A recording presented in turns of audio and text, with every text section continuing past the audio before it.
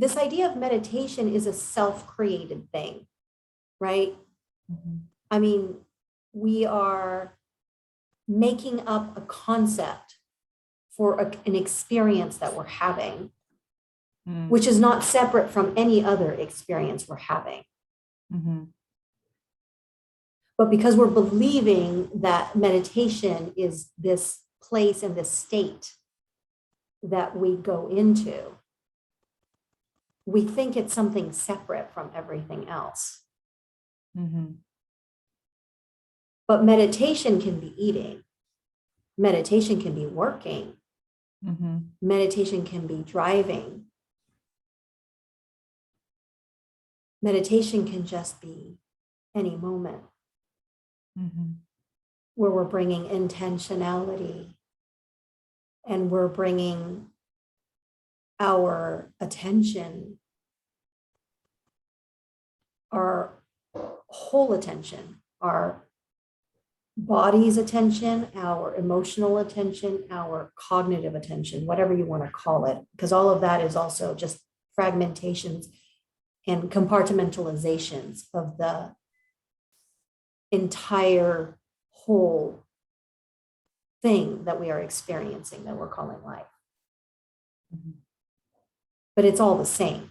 We just have a preference and we just have a story attached to the experience. Mm-hmm. So it's interesting to see how through conceptualizing things, we're actually fragmenting aspects of the entirety of our reality. And we're also flattening it.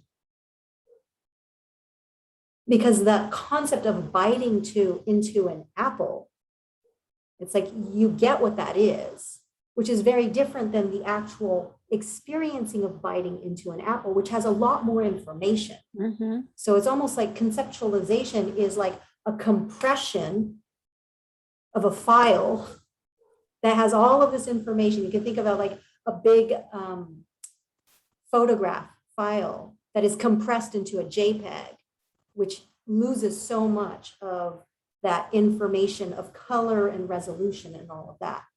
That's conceptualization. That is what it does to our experience.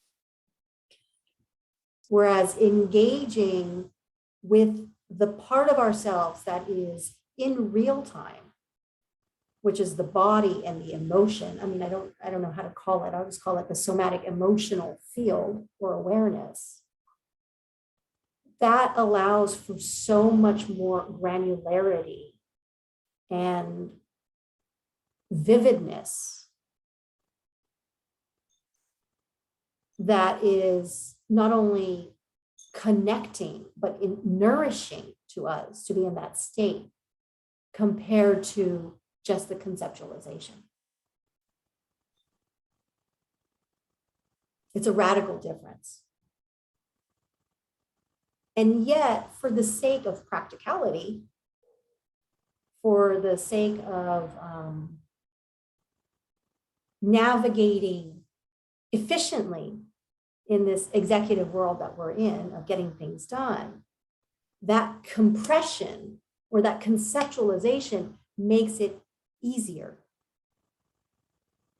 But it comes at a cost. So that the currency that we are using as we navigate our life is not true to what the potential value actually is. There's a loss. And what we call mindfulness is the unflattening or the uncompressing of that so that we can go back into the fullness. And that fullness comes from all channels being open, so more information can be part of this multi-dimensional experience. Okay.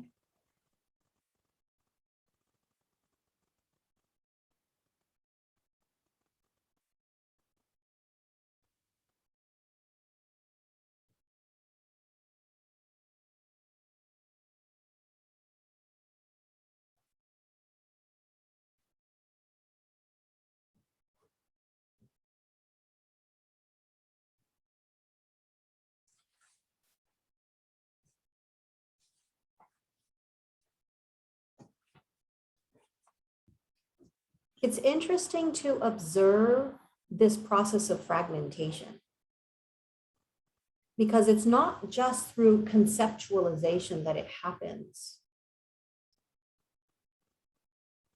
Right? Think about the fragmentation of ourselves when we are around different people. There's different aspects of ourselves that come forward. Mm-hmm. Right? We have these different personalities, Mm-hmm. depending on the conditions of the circumstances and the type of people we happen to be relating to. Right.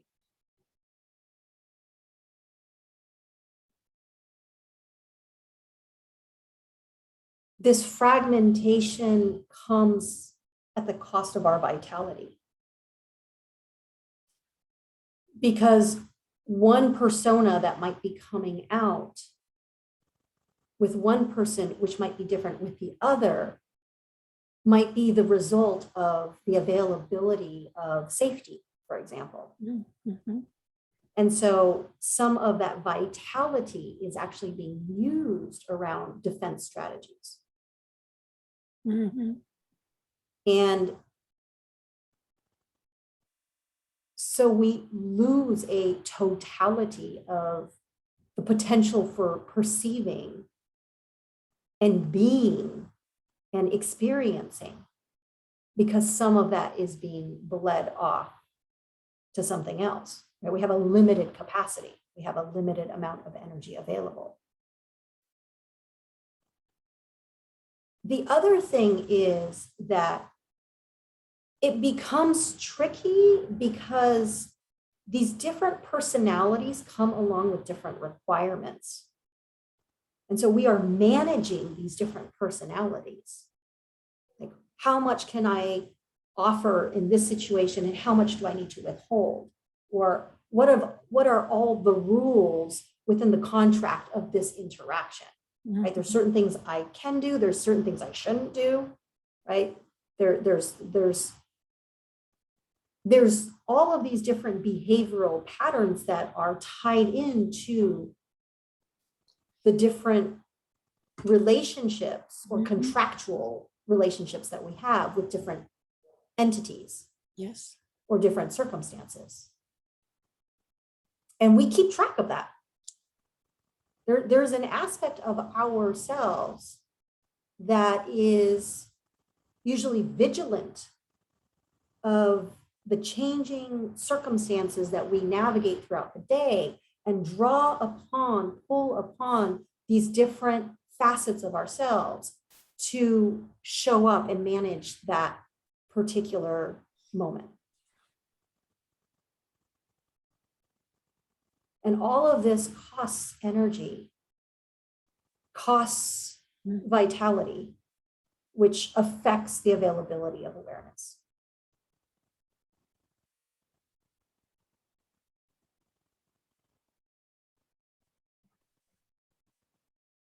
One of the benefits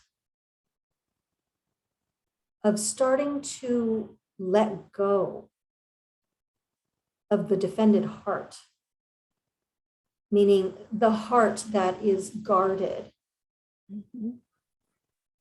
and that habitually engages in these different strategies or personalities, is freedom.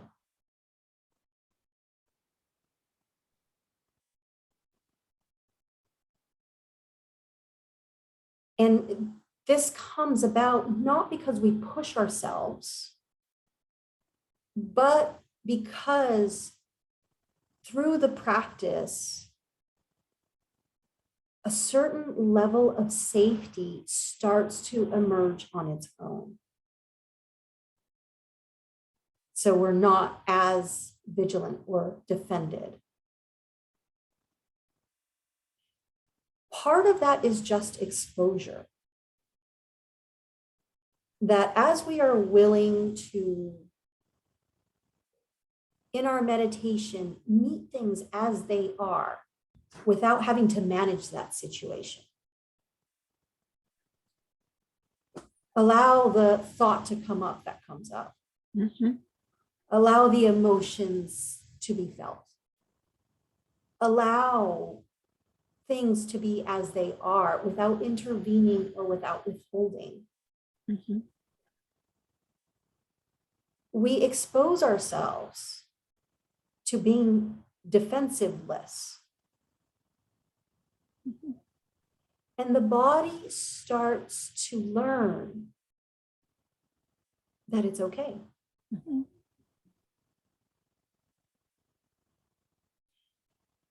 And the body on its own will start to do this outside of meditation without us even knowing it.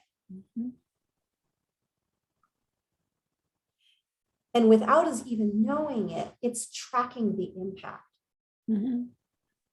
And when we start dropping our defense strategies, what becomes really interesting is it actually starts affecting others unconsciously. So they might not quite be sure, but their organism recognizes that the circumstances are different. There's not so much of a being interfered with or an inherent mistrust that comes from recognizing that the other is doing something that is not transparent, Mhm. but is doing something to manipulate or control the experience that we're having. Mhm. And the other's organism can see that that is not happening as much. And there's a relaxation that starts happening to the other, which becomes somewhat of a feedback mechanism for both that are in that relationship. That together we're landing more and more into what is true and what is authentic and to what is safe, and the connection starts to develop. Mhm.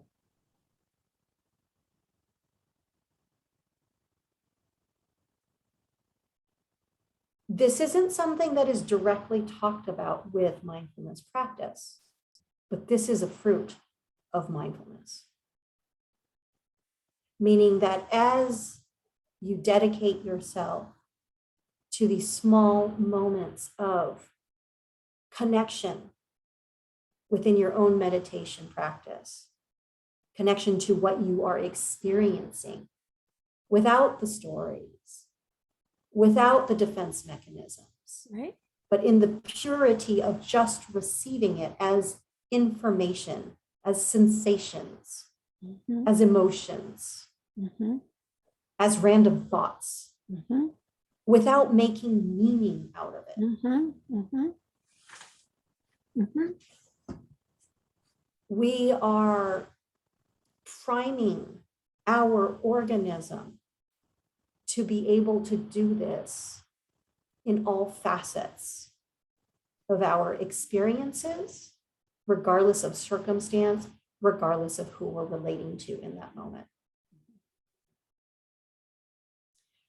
And so the walls that compartmentalize or keep the parts, the fragmented parts separate, start to dissolve. And the parts can reintegrate back into the wholeness of what we are. And with this comes more vividness, more energy, more vitality, more awareness. Mhm.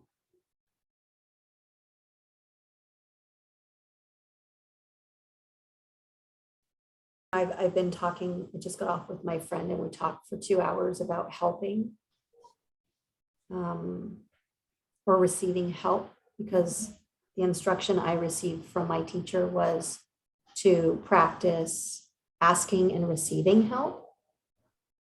And there's a resistance that comes up in me in that. And I think the reason is that helping receiving help generally comes at a cost, meaning that people helping me are generally not really attuned to what I'm experiencing. Mhm. And they're also not attuned to what they're experiencing as a result of my experiences. Mhm. And the helping is really a strategy about managing their own discomfort around my own discomfort. Mhm. Because as a parent, I would imagine this is really hard to not help and Mhm. to just allow our precious child to suffer Mhm. and be empowered by learning from their own suffering without us stepping in. Mhm. And there's a couple things that happen when we step in to manage somebody else's discomfort. One is that we rob them of their sense of empowerment Mhm. for being able to figure it out themselves. Mhm. But the second one is that there's a lack of transparency about what we're actually doing. Mhm. And this is where it becomes very complicated because our thought about what we're doing is expressing care, love, and support. But what we're really doing is a micro violence of exerting our need to be in control and for things to have a particular outcome on the sovereignty of another. Mhm. And that microaggression is even more confusing because what the other is picking up is the idea of care. Mm. So it's a misattuned expression of love, and it causes a lot of confusion and pain. Because in not accepting that help, there's a punishment. The punishment is that if I don't accept that help, the other person's going to think that either I have an issue, that I can't accept help, or they'll take it as a personal rejection. Mhm. But either way, the outcome is not good for me. And if I accept that help without wanting it, I'm being inauthentic to myself and to the other, and I'm self-sacrificing. Or I'm being ungrateful, unappreciative, or deceptive because I'm running away from support or whatever you want to call it. You see like how it can become very nuanced. Mhm. I'm talking about this because this has been a theme so much. That the best support that we can do is to leave it alone. The best support that we can do is don't intervene. We accompany. Mhm. We accompany and we show interest. Mhm. We do not get involved unless we are requested to get involved. Mhm. And when we are requested to get involved, we become curious about how they want us to become involved. We don't take a lead, we follow. Mhm. Mhm. I know. This is of service. And it's, again, the hardest thing to do because we are not taught that. Right. And if you take a high stakes relationship, such as that of parenthood, it's almost like that is not even looked at because it's so painful to watch Mhm. our child suffering that we will do anything to end that. Yeah. And it's very understandable. So there is no judgment whatsoever on this kind of conditioning. Right. Right. It's almost beyond the scope of our willpower or our ability to see clearly because it is so high stakes and it is so activating.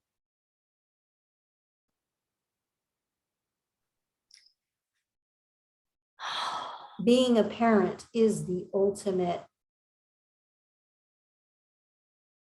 it's the highest stake practice you'll ever have. Yeah. Now, this coming from someone that's not a parent. No, I know. It's okay. Yeah. I'd like to do some of it over again. And we can, I know. and we can, Yeah. right? If you have children or whether you're reparenting yourself, which I actually think is a more effective place to start. Yeah. Because all of the things that we are deficient of, all of the needs that went unmet while we were children are still manifesting as we're adults. Yeah. And we are pulling in other people with the expectation that they're going to meet those needs.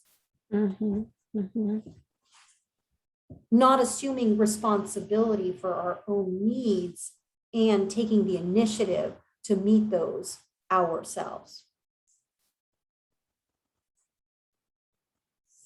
So I think the idea of self-parenting or reparenting ourselves, at least for myself, is a foundational step into attuned love, not misattuned.